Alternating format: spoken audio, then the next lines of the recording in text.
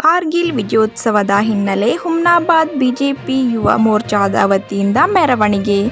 ಬೀದರ್ ಜಿಲ್ಲೆಯ ಹುಮ್ನಾಬಾದ್ ಪಟ್ಟಣದಲ್ಲಿ ಬಿಜೆಪಿಯ ಯುವ ಮೋರ್ಚಾದ ವತಿಯಿಂದ ಬಸವೇಶ್ವರ ವೃತ್ತದಿಂದ ಪ್ರಾರಂಭವಾದ ಸರ್ದಾರ್ ಪಟೇಲ್ ವೃತ್ತ ಮಾರ್ಗವಾಗಿ ಮುಖ್ಯ ರಸ್ತೆಯ ಮೂಲಕ ಅಂಬೇಡ್ಕರ್ ವೃತ್ತದವರೆಗೆ ತಲುಪಿ ಕಾರ್ಗಿಲ್ ವಿಜಯ ದಿವಸ ನಿಮಿತ್ತ ಪಂಜಿನ ಮೆರವಣಿಗೆಯು ಬಿಜೆಪಿ ಯುವ ಮೋರ್ಚಾ ಅಧ್ಯಕ್ಷ ಡಿ.ಎನ್. ಪತ್ರಿ ನೇತೃತ್ವದಲ್ಲಿ ದೇಶದ ಬಗ್ಗೆ, ಯೋಧರ ಬಗ್ಗೆ ಜೈ ಘೋಷಣೆ ಕೂಗುತ್ತಾ ಅಂಬೇಡ್ಕರ್ ವೃತ್ತಕ್ಕೆ ತೆರಳಿ ಮೆರವಣಿಗೆ ಕೊನೆಗೊಳಿಸಿದರು. ಈ ಸಂದರ್ಭದಲ್ಲಿ ಮುಖಂಡರು ಮಾತನಾಡಿದರು.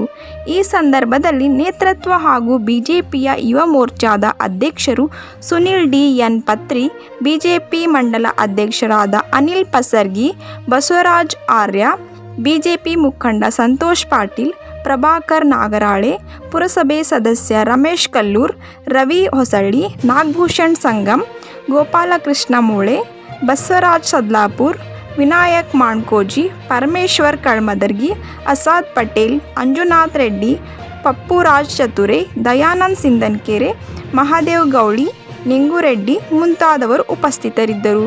ಇಂಡಿಯಾ ನ್ಯೂಸ್, ಇದು ಜನರ ಧ್ವನಿ. ಇವತ್ತಿನ ದಿವಸ ಕಾರ್ಗಿಲ್ ವಿಜಯೋತ್ಸವನೂ ಹೌದು, ಕಾರ್ಗಿಲ್ ವಿಜಯೋತ್ಸವವನ್ನು ತಂದುಕೊಟ್ಟಂತ ಯೋಧರ ಶ್ರದ್ಧಾಂಜಲಿಯೂ ಹೌದು.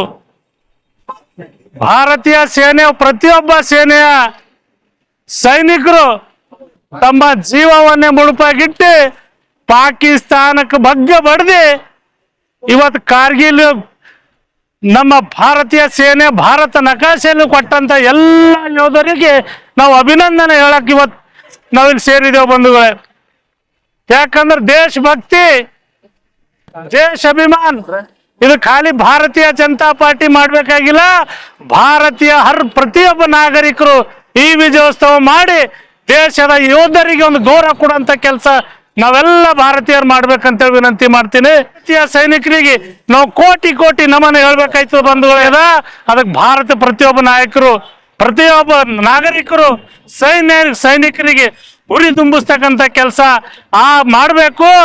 ಅದೇ ರೀತಿ ಅಂದಿನ ಪ್ರಧಾನಮಂತ್ರಿ ಅಟಲ್ ಬಿಹಾರಿ ವಾಜಪೇಯಿ ಅವರು ಹೇಳಿದ್ರು, ನಾವು ಶಾಂತಿ ದೂತರಿದ್ದೇವೆ, ಶಾಂತಿ ಪಾಲಿಸ್ತೀವಿ, ಆದ್ರೆ ಶಾಂತಿ ಪಾಲಿಸ್ಲಾ ಕ್ರಾಂತಿ ಏಟ್ ಮಾಡ್ಬೇಕು ಅಟ್ ನಾವು ಕ್ರಾಂತಿ ಮಾಡ್ತೀವಿ ಎಂಬ ಅಟಲ್ ಬಿಹಾರಿ ವಾಜಪೇಯಿ ಅವ್ರ ಮನದಲ್ಲಿ ನೆನೆಸಿ ನಾವೆಲ್ಲ ಭಾರತೀಯರು ಆ ಕಾರ್ಗಿಲ್ ವಿಜಯೋತ್ಸವ ಭಾರತೀಯ ಪ್ರತಿಯೊಬ್ಬರು ಮನಸ್ಬೇಕಂತೇಳಿ ಆ ಕಾರ್ಗಿಲ್ ವಿಜಯೋತ್ಸವ ಮಾಡಿದಂತ ಎಲ್ಲ ವೀರ ಯೋಧರಿಗೆ ನನ್ನ ಕೋಟಿ ಕೋಟಿ ನಮನ.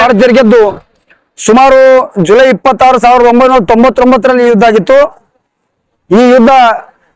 ಈ ಯುದ್ಧವನ್ನು ಗೆಲ್ಬೇಕಾದ್ರೆ ನಮ್ಮ ಭಾರತೀಯ 527 ಜನ ಭಾರತೀಯ ಸೈನಿಕರು, 527 ಜನ ಭಾರತೀಯ ಸೈನಿಕರ ಬಲಿದಾನ ಮತ್ತು ತ್ಯಾಗದ ಪ್ರತೀಕವಾಗಿ ಈ ಜಯ ನಮಗೆ ಸಿಕ್ಕಿದೆ.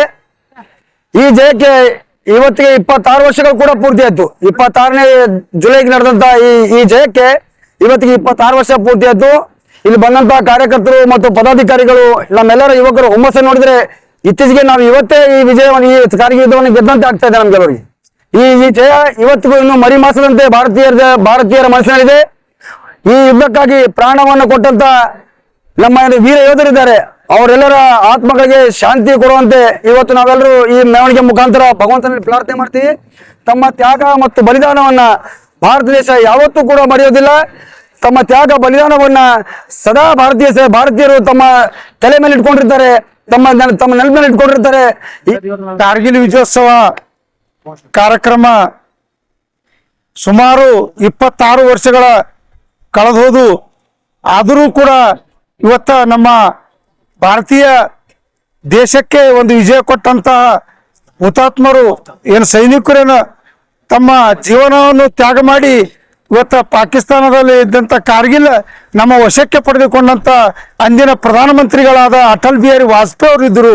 ಅವರಿಗೂ ಕೂಡ ಏನಪ್ಪಾ ಅಂತ ಭಾರತೀಯ ಜನತಾ ಪಕ್ಷ ಕಡಿ ವತಿಯಿಂದ ಮತ್ತು ಎಲ್ಲ ನಮ್ಮ ಭಾರತೀಯ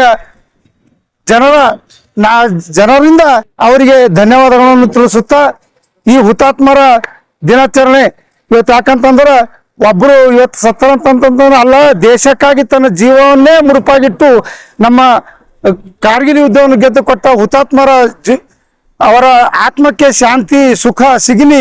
1999ರಲ್ಲಿ ಈ ನಮ್ಮ ಕಾರ್ಗಿಲ್ ಯುದ್ಧ ಪ್ರಾರಂಭವಾಯಿತು. ಸತತ 60 ದಿವಸಗಳ ಕಾಲ ಈ ಕಾರ್ಗಿಲ್ ಯುದ್ಧ ನಡೀತು. ಸುಮಾರು 547 ವೀರ ಯೋಧರು ಮರಣ ಹೊಂದಿದ್ದಾರೆ. ಸುಮಾರು 16,600 ಜನರು ಗಾಯಗೊಂಡಿದ್ದಾರೆ. ಆವಾಗಿನಿಂದ ಇವತ್ತಿನವರೆಗೂ ನಮ್ಮ ದೇಶ ಸುಭದ್ರವಾಗಿದೆ.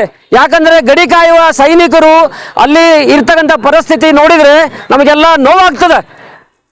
-58 ಡಿಗ್ರಿಯಲ್ಲಿ ಆ ಯೋಧರು ಸತತ 60 ದಿನಗಳ ಕಾಲ ಕಾರ್ಗಿಲ್ ಯುದ್ಧದಲ್ಲಿ ಹೋರಾಡಿದ್ದಾರೆ.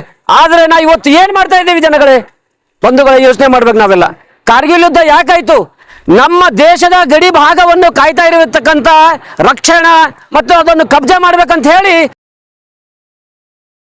ಆಕ್ರಮಣ ಮಾಡಿಕೊಂಡು ನಮ್ಮ ದೇಶದ ಭೂಭಾಗವನ್ನು ಆಕ್ರಮಣ ಮಾಡಿಕೊಂಡು ಅವರು ನಮ್ಮ ದೇಶದ ಗ್ಲೇಸಿರಿಯಾ ಇರ್ಬೋದು, ಚಿಯಾ ಇರ್ಬೋದು, ಆಮೇಲೆ ಕಾರ್ಗಿಲ್ ಇರ್ಬೋದು, ಅವೆಲ್ಲ ಪ್ರದೇಶಗಳನ್ನು ಪೂರ್ತಿಯಾಗಿ ವಶಪಡಿಸಿಕೊಂಡು ನಮ್ಮ ದೇಶ ಜಮ್ಮು ಕಾಶ್ಮೀರದಲ್ಲಿ ಪೂರ್ತಿಯನ್ನು ವಶಪಡಿಸಬೇಕಂತ ಕುತಂತ್ರದಿಂದ ಈ ಕೆಲಸ ಮಾಡ್ತಾ ಇದ್ರು.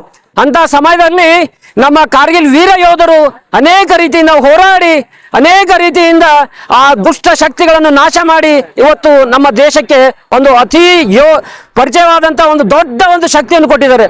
ನಾವೆಲ್ಲ ಯೋಚನೆ ಮಾಡಬೇಕು, ನಾವೆಲ್ಲ ಸಮಯ ಪಾಲನೆ ಮಾಡಬೇಕು, ನಾವೆಲ್ಲ ಯೋಧರ ಬಗ್ಗೆ ಯೋಚನೆ ಮಾಡಬೇಕು. ಅವರೆಲ್ಲ ಯಾಕೆ ಮಾಡ್ತಾ ಇದ್ದಾರೆ? ಅವರೆಲ್ಲ ಗಡಿ ಭಾಗವನ್ನು ಯಾಕೆ ಕಾಯ್ತಾ ಇದ್ದಾರೆ? ನಾವೆಲ್ಲ ಅನೇಕ ರೀತಿಯಿಂದ ಹಾಳು ಮಾಡ್ತಾ ಇದ್ದೀವಿ. ಅದೆಲ್ಲ ಪರಿಸ್ಥಿತಿ ಯೋಚನೆ ಮಾಡಿಕೊಂಡು ನಾವು ವೀರ ಯೋಧರಿಗೆ ನಾವೆಲ್ಲ ನಮನ ಸಲ್ಲಿಸಿ ನಾವೆಲ್ಲ ಮುಂದೆ ಜಾಗೃತರಾಗಿ ದೇಶದ ಬಗ್ಗೆ ಹೋರಾಡೋಣ ಅಂತೇಳಿ ನಮ್ಮ ಎಲ್ಲ ಹಿರಿಯ ಮುಖಂಡರಿಗೂ ನಮ್ಮ ಎಲ್ಲ ಕಾರ್ಯಕರ್ತರಿಗೂ ಧನ್ಯವಾದ ಹೇಳುತ್ತಾ ಇಲ್ಲಿಗೆ ಈ ಕಾರ್ಯಕ್ರಮ ಮುಕ್ತಾಯ